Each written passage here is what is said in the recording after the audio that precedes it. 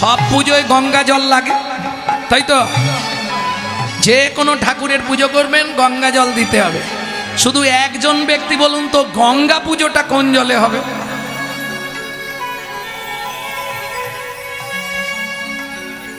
গঙ্গা জলে। বাহ, ওখানের এক বাবা বলে দিয়েছে গঙ্গা জলে। একটু আস্তে ছোট করো, একটু গ্রন্থের নামটা বলুন, কোথা থেকে বললেন?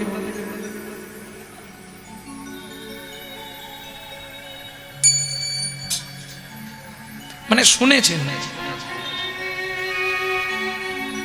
সব পুজো গঙ্গা জলে হবে, তাহলে গঙ্গা পুজোটা কোন জলে হবে এক বড় প্রশ্ন। আচ্ছা এখন থাক, প্রসঙ্গটা থাক, শেষে গিয়ে যদি উত্তর না কেউ বলতে পারে আমি বলে দেবো। কি শেষে বললে ভালো হয় না? গঙ্গা জলে গঙ্গা পূজা না হয় দেনা রে তার চোখের জল, তার সঙ্গে সঁপে দেনা জীবনের এই কর্মফল। সাধন ভজন করার আগে মনটাকে তুই করে না কাটি, নিতাই গৌর হরি বল, তুই সবই যে তোর হবে মাটি। তাহলে বুঝে নেওয়া গেল কি জলে গঙ্গা পুজো হয়। জোরে বলো। চোখের জল। কার? তোমার না আমার? ওটাও লুকিয়ে রাখলাম। ভক্তমণ্ডলী ভক্তিমতী মায়েরা, চোখের জল তো বটেই, কিন্তু কার চোখের জল? যার বাড়ির মাটি ছাড়া দুর্গা প্রতিমা তৈরি হয় না, তার চোখের জল ছাড়া মা গঙ্গার পুজো হবে না। কোথায় পাবেন এটা? কোন জায়গায় খুঁজে পাবেন? দেবী ভাগবতে। ভক্তমণ্ডলী ভক্তিমতী মায়েরা, তাহলে বুঝে নেওয়া গেল তো? বলেই দিলাম উত্তরটা, কারণ খোকাতার তাড়া আছে যাবে। ভক্তমণ্ডলী ভক্তিমতী মায়েরা, তাহলে চলুন। পণ্ডিত তো বুঝতে পারছে না, তখন সনাতন গোস্বামী বললে, পণ্ডিত আমাকে একটা কথা বলুন, আপনার তো বিরাট নাম, আপনি দিগ্বিজয়ী পণ্ডিত, বলুন তো পণ্ডিত, পণ্ডিত কাকে বলে? বললে, সনাতন তুমি আমাকে আবার উল্টে প্রশ্ন করে দিলে, আমি তো, তোমার বিয়ে হয়নি, প্রথম বললে তোমার স্ত্রী মরেছে, আবার বলছো মেয়ে হয়েছে, এ আমার সব ঘাঁটাঘুটি হয়ে যাচ্ছে, আমি তোমার কথা কিছু বুঝছি না। না না, আগে আপনি বলুন পণ্ডিত কাকে বলে? বলে, সনাতন আমি তা বলতে পারবো না, তুমি একটু বলো। তখন সনাতন গোস্বামী বললে, শোনো পণ্ডিত, জগতে পণ্ডিত হতে গেলে তাকে কি করতে হয় জানো? কি? মাতৃবৎ পরদারেষু পরদ্রব্যেষু লোষ্টবৎ আত্মবৎ সর্বভূতেষু যমান্যতে স পণ্ডিত। মাতৃবৎ পরদারেষু, যে কোনো নারীকে মাতৃ জ্ঞান করা,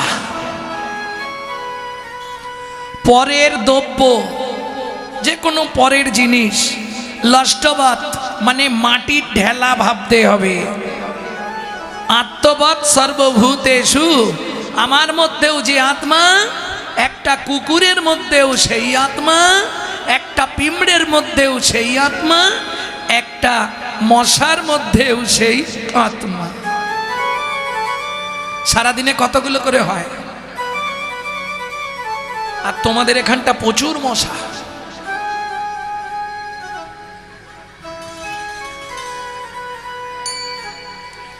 ভক্তমণ্ডলী ভক্তিমতী মায়েরা, তা সনাতন তুমি যে কি বলছো আমি বুঝছি না, তুমি তো বিয়ে করলে না, তোমার স্ত্রী মূল্য বাচ্চা হতে গিয়ে তোমার মেয়ে হয়েছে। তখন বললে, পণ্ডিত শোনো তবে বলি, সদ্ভক্তি দুহিতা যাতা। কদিন আগে আমার গুরু কৃপায় আমার ঘরে একটা মেয়ে জন্মেছে। বাংলা বলছি, বুঝতে পারছেন? আমার ঘরে। কোন ঘরে? আমার ঘরে। ও মায়েরা, আমার ঘর মানে বোঝেন তো, ওই কাঠবাঁশ টালিমাটি দিয়ে যে ঘরটা, ওই ঘরে নয়। তাহলে কোন ঘরটা?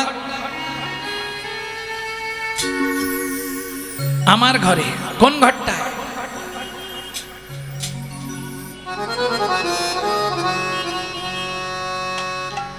এমন মজা কোন ঘরে মা? এমন মজার পরিপাটি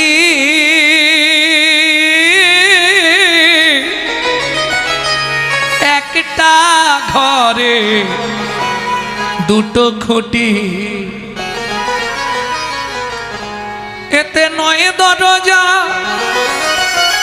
আটটা কুঠি, চার জানালা দিয়েছে, কোনখানেতে বসে বিধি সৃজন করেছে। কোনখানেতে বসে বিধি সৃজন করেছে। তিন পাটে হয় গড়ন সারা, এই ঘরটা কতালা? আসতে একটু অনুমতি নিয়ে মালাটা খুলে রাখছে, গরম লাগছে। তিন পাটে হয় আরে নজর লাগবে, গরল সারা। মা বলে দিয়েছে। না না, মা বলে দিয়েছে মালা বেশিক্ষণ পড়ে থাকবি না, নজর লেগে যাবে।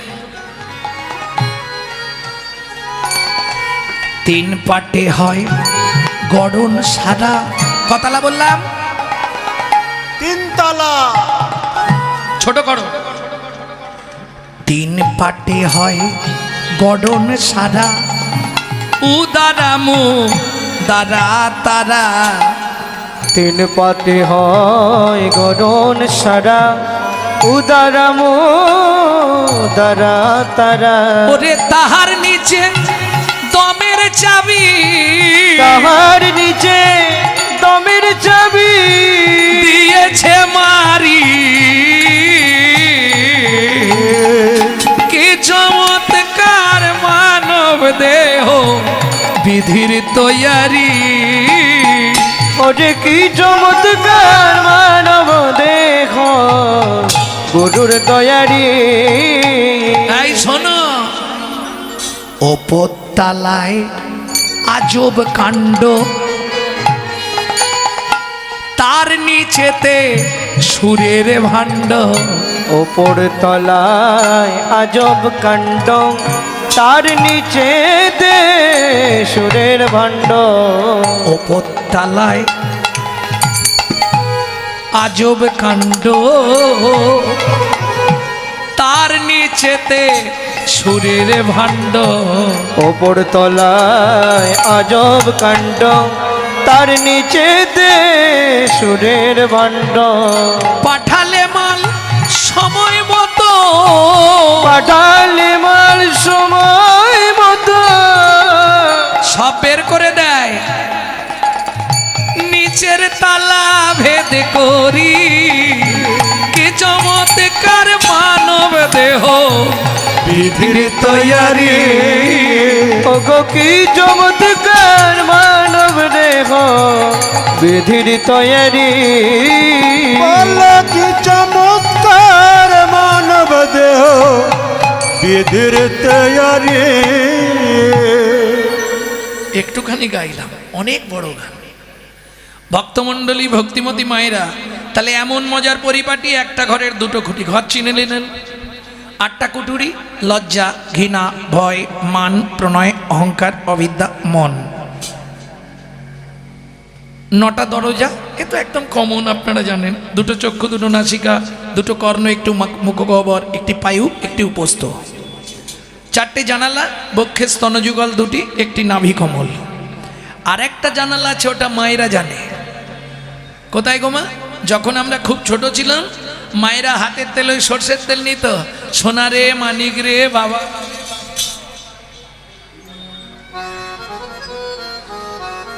ব্রহ্ম জানালা। শোনো, কারো যদি গুরু কৃপা হয়, এই ব্রহ্ম জানালা দিয়ে তার ঈশ্বর দর্শন হয়। এটা রামকৃষ্ণ কথামৃতের 3য় খণ্ড থেকে বলছি, কেমন? কিন্তু মুশকিলটা কি জানেন? দর্শন হবে, পর্শন হবে না। জানালা, ওতে রড দেওয়া থাকবে না, বাঁশের হোক, লোহার হোক, গ্রিলের হোক, আপনি দেখতে পাবেন কিন্তু যেতে পারবেন না। তাহলে এটা যদি আমার ব্রহ্ম জানালা হয়, এর রড কোনগুলি? আমার ছেলে, আমার মেয়ে, আমার বাড়ি, আমার গাড়ি, আমার টাকা, আমার পয়সা। আমার আমার আমার আমার ঠাকুর বললে গিরিশ শুধু কষ্ট করে আটা বাদ দিয়ে দে, দেখবি সবই মার, সবই মার। দেখবি সবই মার, সবই ওরে মার। আখানা বাদ দিয়ে দে না, সবই মার, সবই মার। ওরে এখন আবার দিয়ে দে না, সবই মার, সবই মার। আমি করি চিনিতে না পারি, আমি করি চিনিতে না পারি, আমাতে আমি আছে কি রত, আমাতেই আমি আছি কি রত। যার শক্তির বলে বেড়াই চলে ভুলে, আমার আমি গেলে এ দেহ পত। যার শক্তির বলে বেড়াই চলে ভুলে, আমার আমি গেলে এ দেহ পত। কাঁচাই আমি আর পাকাই আমি। কাঁচাই আমি আর পাকাই আমি। ও মায়েরা, কোন আমিটা ভালো, কাঁচা না পাকা? পাকাটাই ভালো। আরে পাকা আম তো শুধু একবারেই খেয়ে নিতে হবে, কাঁচা আম হলে সুবিধা নয়। ওই আমচুর করা যাবে, চাটনি করা যাবে, গুড়াম করা যাবে, কাসন্দি করা যাবে, তাহলে কাঁচাটা ভালো নয়? কাঁচা আমি কখনোই ভালো নয়। কেন? আমি এই বাড়ির মালিক, আমি এই বাড়ির ছোট কর্তা, আমি এই সম্পত্তির মালিক, এটা কাঁচা আমি। আমি এই বাড়ির ছোট বউ, আমি এই বাড়ির বড় বউ, এটা কাঁচা আমি। আর পাকা আমি কোনটা?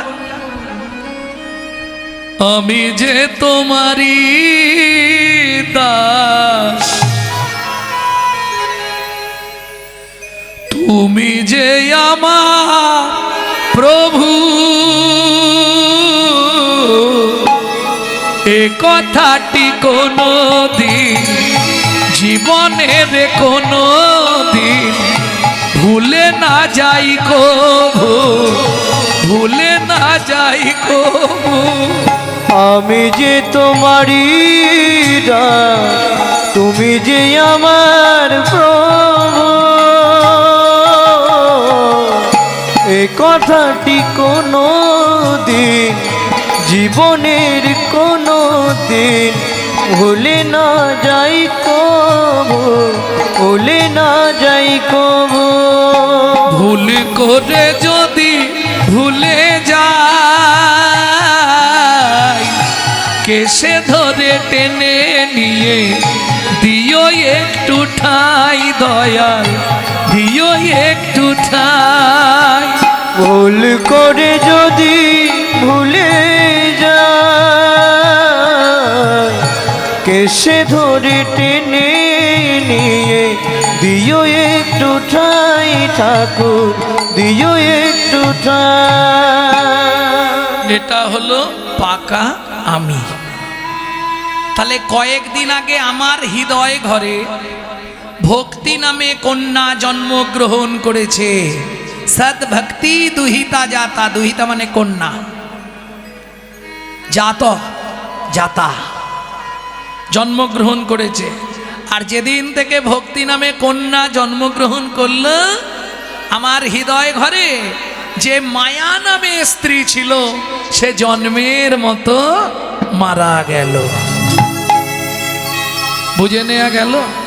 খুব সহজ কথা নয়, এ সাধনের কথা, ভজনের কথা, বাহ্যিক জনের জন্য নয়। তখন পণ্ডিত আছাড় খেয়ে পড়লেন সনাতন গোস্বামীর চরণে। সনাতন,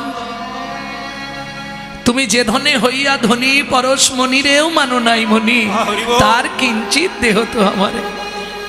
আমার মনে হয় যে ব্যক্তি পরশমণি যমুনায় ফেলে দেয়, সে নিশ্চয়ই কোনো বড় পরশমণির সন্ধান পেয়ে গেছে। সনাতন গোস্বামী বললেন, পণ্ডিত, আমি যে পরশমণির পরশ পেয়েছি, যদি পেতেই হয় তিনি এখন নীলাচলে আছে, আমার সঙ্গে চলুন। সেই চৈতন্য পরশমণির যদি পরশ আপনি পেতে পারেন, আপনার ইহ জনমটা উদ্ধার হয়ে যাবে। তাই গৌর হরি বল। তাহলে বুঝে নেওয়া গেল, পতিত পাবন প্রভু করুণা নিদান, ভক্তজনে বাঁচাইতে দিলা নিজ প্রাণ। তাই তো? এই নাগরী,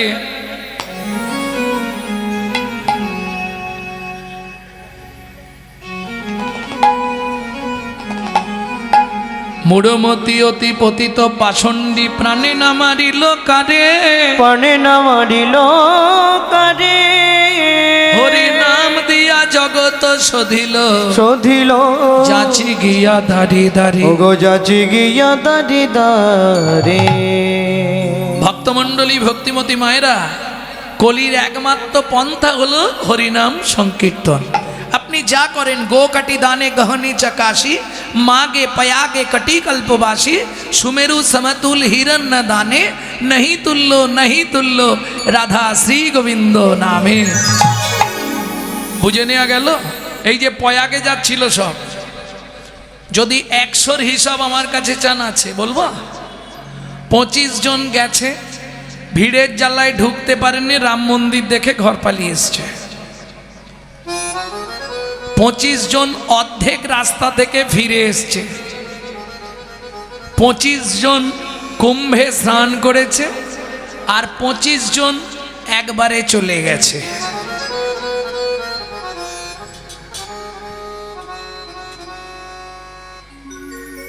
হিসাব বেশি না।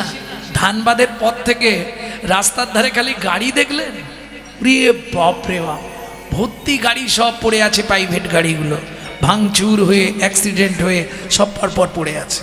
কত মানুষ মরেছে। কেন এটা হলো? কেন চিন্তা করেছি আমরা একবারও? মানে প্রয়াগরাজও পাপ নিতে চাইছে না।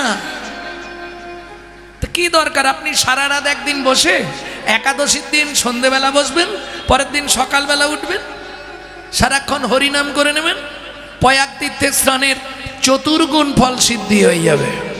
কোথায় বলা আছে? হরি ভক্তি বিলাসে। কোটি গরু ব্রাহ্মণকে দান করলে যে ফল হবে, গো কাটি দানে গহনে চকাশি। গ্রহণের সময়, চন্দ্রগ্রহণ বা সূর্যগ্রহণের সময় কেউ যদি কাশীর মণিকর্ণিকার ঘাটে স্নান করে, বারাণসী গেছেন? মণিকর্ণ কি পড়েছিল ওখানে? বলতে পারবেন না? সীতার কানের দুল পড়ে গেছিল ঘাটে, এই জন্যে মণিকর্ণিকার ঘাট। বিশ্বের এত বড় শ্মশান পৃথিবীর কোথাও নেই। 24 ঘন্টায় 6টা চিতা জ্বলে সব সময়, 365 দিন বন্ধ নেই। সেই মণিকর্ণিকার ঘাটে স্নান করতে গেলে, স্নান করলে যে পুণ্য সঞ্চার হবে, তোমার বলছে 12 জন্মের পাপ নাকি ক্ষয় হয়ে যায়। মাঘ মাসে প্রয়াগ তীর্থ করলে যে পুণ্য সঞ্চার হবে, পর্বতের সমান সোনা দান করলে যে পুণ্য সঞ্চার হবে, নহি তুল্য রাধা শ্রী গোবিন্দ নামে। সুযোগ যখন হয়েছে একটু বলি। ছেলেটা মনে মনে এই কথাটা জানার পরে, মুসলমানের ছেলে, ইচ্ছা হলো কেউ তো বুঝতে পারবে না আমি হিন্দু না মুসলমান, লুকিয়ে গিয়ে মণিকর্ণিকার ঘাটে স্নান করে চলে আসে। যা পাপ করেছি ক্ষয় হয়ে যাবে, ও চলে গেছে। এখন মণিকর্ণিকার ঘাটের নিয়ম হচ্ছে অদীক্ষিত ব্যক্তিদের স্নান করা নিষিদ্ধ। তাহলে দীক্ষা নিতে হবে। ইসলাম ধর্মে তো দীক্ষা নেই, কি করবে বেচারি? তাহলে হিন্দু গুরুদেব দেখতে হবে। ও ভাই, এখানে কে দীক্ষা দেয়? কেউ নয়। যদিও একজন মহারাজ আছে, সে প্রতিশ্রুতিবদ্ধ কাউকে দীক্ষা দেবে না। সে কে? রামানন্দ স্বামী, রামানুজ সম্প্রদায়। ছেলেটা মনে মনে ঠিক করে ফেললো ওনার থেকেই দীক্ষা নেও। বলে তোমার মাথা খারাপ হয়েছে? উনি কাউকে দীক্ষা দেননি। ভাই, ওনাকে সাক্ষাৎ কোথায় পাওয়া যাবে? প্রত্যেক দিন ভোর 3টের সময় এই মণিকর্ণিকার ঘাটে স্নান করতে আসছে। ছেলেটা বলে আর কিচ্ছু বলতে হবে না তোমাকে, তুমি যাও, আমি বুঝে নেব। কেমন বুদ্ধি দেখুন। রাত্রি 2টোর সময় চলে গেছে ঘাটে, ঘাটের একটা পাথরকে ঠেলে জলে ফেলে দিয়ে পাথরের মতো শুয়ে আছে। ও একটা ধাপ হয়ে গেছে। এবার রামানন্দ স্বামী প্রত্যেক দিন 3টে বাজলে এই আসবে মণিকর্ণিকার ঘাট। প্রথম ধাপ, দ্বিতীয় ধাপ, তৃতীয় ধাপে যেই পা দিয়েছে নরম লেগেছে, পাথরের ধাপগুলো শক্ত ছিল, এই ধাপটা নরম লেগেছে, চিৎকার করে উঠেছে, রাম কহ, রাম কহ, রাম কহ। জলে নেমে গেছে তাড়াতাড়ি করে, স্নান করছে আর দেখছে ওই তীরেতে একটা ছেলে হাত তুলে তুলে নাচছে নাচছে, আর কি বলছে জানো, আমার দীক্ষা নেওয়া হয়ে গেল, আমার দীক্ষা নেওয়া হয়ে গেল। রামানন্দ স্বামী স্নান করে উঠলেন, এই কে তোর গুরুদেব? আপনি। ধ্যাৎ, আমি জীবনে শিষ্য করিনি। ও মা, এই তো আপনি আমার বুকের ওপর পা দিয়েছিলেন। তার মানে আপনি নামবার সময় আমার বুকে পা দিলেন আর 3 বার বললেন রাম কহ, রাম কহ, রাম কহ। 3 বার কইলে উচ্চারণ, কইলে উচ্চারণ, উহাতেই হইল মোর দীক্ষা গ্রহণ। দীক্ষা গ্রহণ। এবার চাকরি দাও। কি চাকরি করবি? যে চাকরি দে। কোথায় থাকিস? তোর নাম কি? নামটা যদি বলি আবার তাড়ি দেবে না তো? বলে দিই, গুরুদেবের কাছে তো আর মিথ্যে বলা যাবে না। আমি জোলা বংশে তাঁতি, জোলা বংশে মুসলমানের ছেলে, আমার নাম কবির। তুই মুসলমানের ছেলে হয়ে তাতে কি হয়েছে? দীক্ষা তো পেয়ে গেছি, মণিকর্ণিকার ঘাটে স্নান করব ভেবে এসেছিলাম, আর স্নান করার দরকার নেই, দীক্ষা হয়ে গেছে। এবার কি করবি? একটা চাকরি দিয়ে দিন, আমি এখানেই জন্মের মতো রয়ে যাব। বাবা মা চুলোই যাক, আমার দেখার দরকার নেই। প্রথম জন্ম হয় পিতা মাতার ঔরসে, দ্বিতীয় জন্ম হয় গুরুর মন্ত্র উপদেশে, গুরুর মন্ত্র উপদেশে, তৃতীয় জন্মের কথা কহনে না যায়, কহনে না যায়। ওরে চতুর্থ জন্মে তারে কৃষ্ণ আপন করে নেয়, আপন করে নেয়। অতএব হয়ে গেছে, আর দরকার নেই। তাহলে শোন, এই খাতা দিলাম, এই পেন দিলাম, সারাদিনে কতজন স্নান করছে এটা লিখে রাখবি। আমি তো লিখতে পারবো না, যে স্নান করতে আসবে তাকে বলবি সই করে তবে স্নান করতে।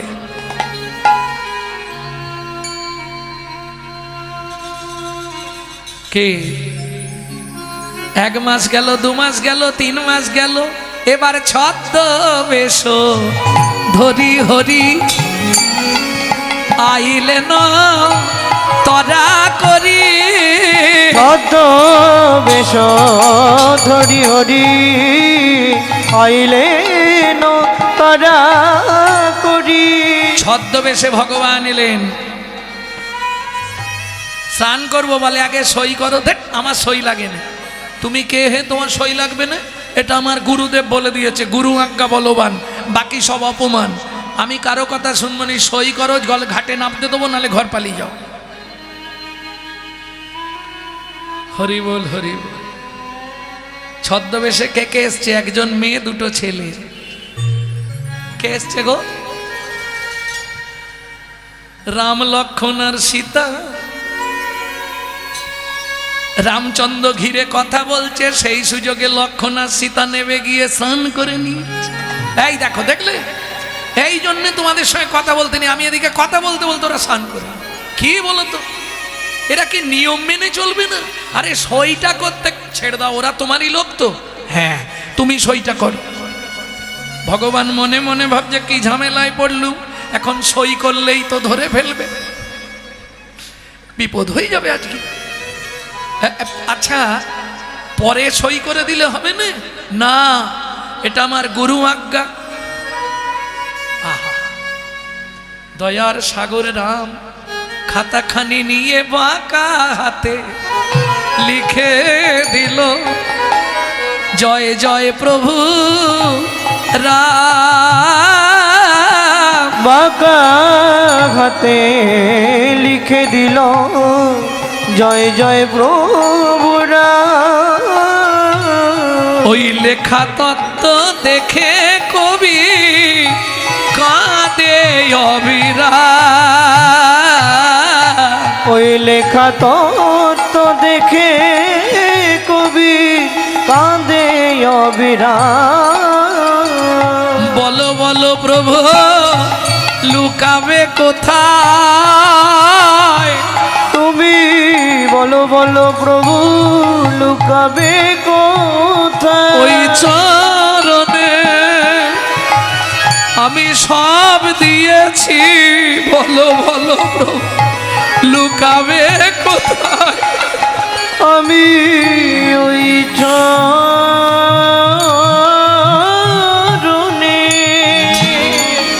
আর তো চরণ ছাড়বো না গো, ওই চরণে সব দিয়েছি, তো চরণ ছাড়বো না গো, ওই চরণে সব দিয়েছি, বলো বলো প্রভু লুকাবে কোথায়?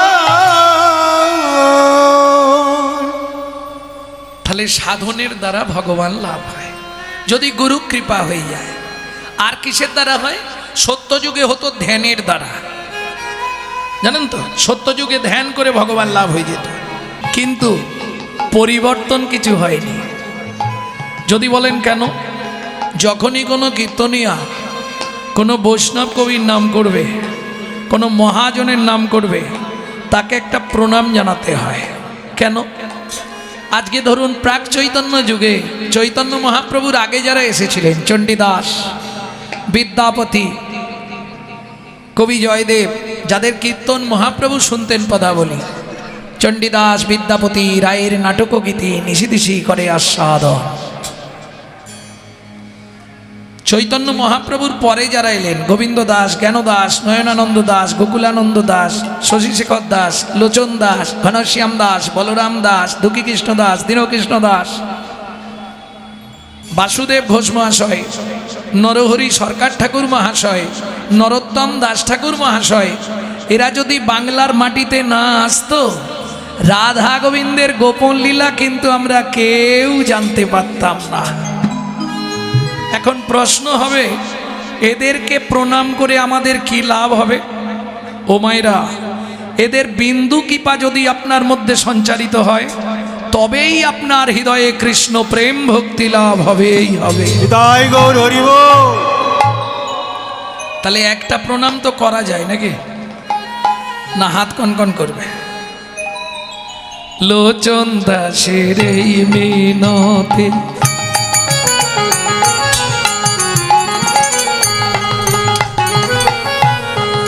মন তার চরণে রাগ রে মতি। লোচন দাসের এই মিনতি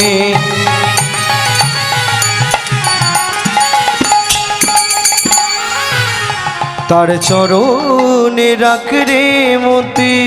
কি হবে তোর যাবার গতি?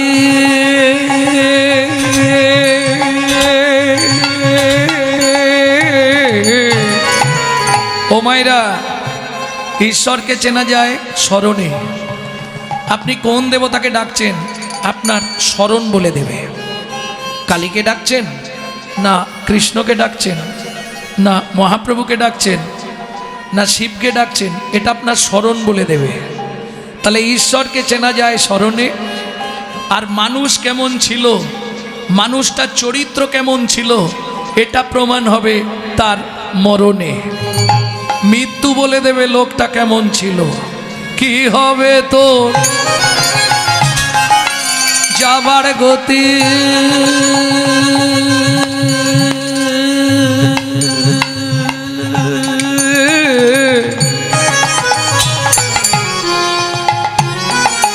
দিন ফুরালে করবি কি? কথায় কথায় সময় গেল, কাজে করলি কি? অমন নিতাই গৌর হরি হরি। সময় গেল, কাজে করলে কি? সচরাচর সব লীলাই আমাদের শোনা। আজকে একটি ছোট্ট মেয়ের কাহিনী গাইব। ছোট্ট মেয়ের আত্মপ্রেমের কথা শুনবো, লীলা মাধুর্য শুনবো, সবরই উদ্ধার।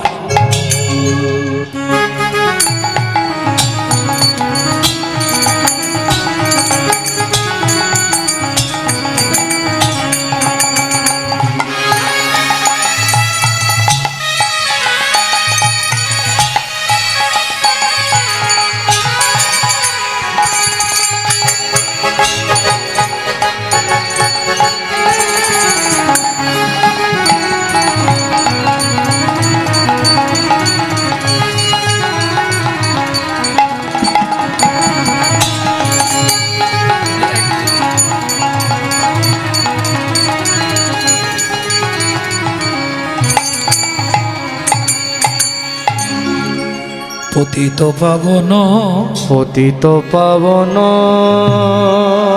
নানা এমন দয়াল আর হবে না, নানা এমন দয়া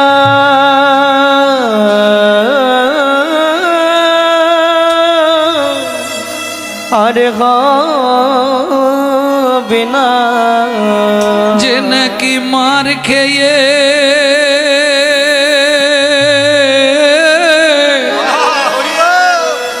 প্রেম বিলাবে, যে নাকি মার খেয়ে